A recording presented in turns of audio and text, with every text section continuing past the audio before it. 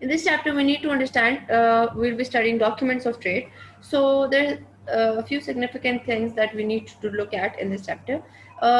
These are the documents that we're going to be studying, from starting from the inquiry to the different then it's going to be order, and then it's going to be catalog and quotation, delivery note, invoice, statement of account, receipts.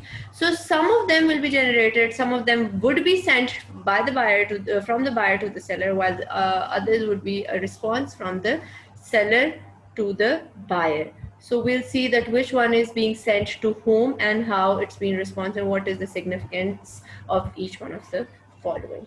So first of all, we need to have a look at why the commercial documents are needed and what is the significance of these commercial documents. So commercial documents, if we look, it's a written record. So the most important thing that you get to have a written record that can be used in future if there's a credit facilitation or the credit being extended to the buyers, then you need to have a record of when was it extended and when does it have to be paid back to you. Then it is a kind of a communication that for the transaction that's taking place.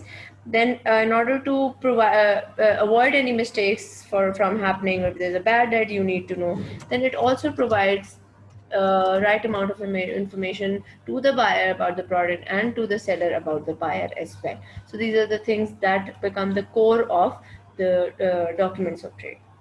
So basically, it's a written record for the different stages of the transaction being happening. As we look at it, we get to see that it's a deal between two or more people involving exchange of goods and services in terms of money. So that transaction takes place on the cash basis, in which cash goods are paid for before or on delivery or a short while after delivery. So if there's a credit transaction being happening, so document of trade keeps an account of all these things as well.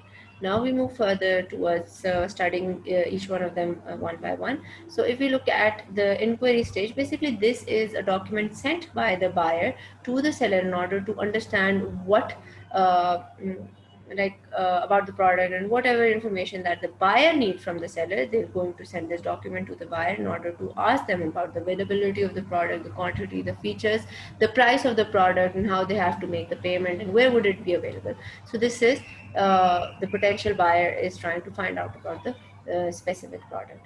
Then in the reply to an inquiry would be from starting from the quotation to the price list that the seller is going to be sending. So these are the things that the seller is going to be sending to the in response to that inquiry letter to the buyer. So if you look at catalog, first quotation, so basically the buyer is going to be telling about the product, and it's going to be a response from the seller to the buyer's letter of inquiry.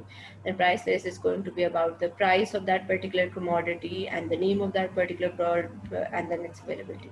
Catalog has the features along with the pictures of that particular thing, and then the price and all the information about that product. And then the order is being placed by the buyer if he feels like this is the product that he was actually looking for.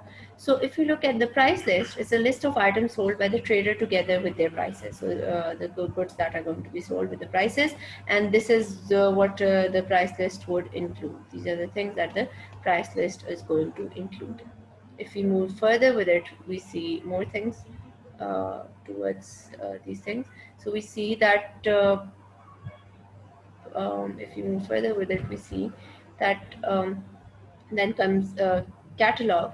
So then we see quotation. Quotation is basically a response to a specific letter of inquiry. It specifies the conditions and terms which the seller is willing to supply this specific good or that particular service. Then the contents of quotation include the following: name and the address of the buyer, description of the goods, price of the commodity, terms like what are the discount, time of supply, delivery, and total goods that are going to be supplied.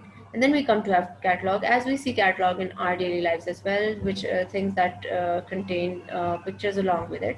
So catalog is something that we get to see on our daily basis as well. So if we move further with it, we get to see then we place order. So order is something that when the buyer sends to the seller, mentions the time and quantity of products required, also mentions the expected delivery date. And then it is the Then comes the invoice document. When you buy the product, when you place the order and the goods are being delivered, then it is the seller that is going to sell to the buyer, and it mentions the details of the transactions, and deal it states a quantity, price, product, like whatever. So invoice, whenever you go and buy something, so invoice is generated for the goods that are being sold by the seller and bought by the buyer. Then it's an advice note, a document sent by the seller to the buyer. This document informs the buyer that the good has been sent. So advice note is like the confirmation from the seller to the buyer that yes, the goods have been sent. And the delivery note is sent by the seller to the buyer.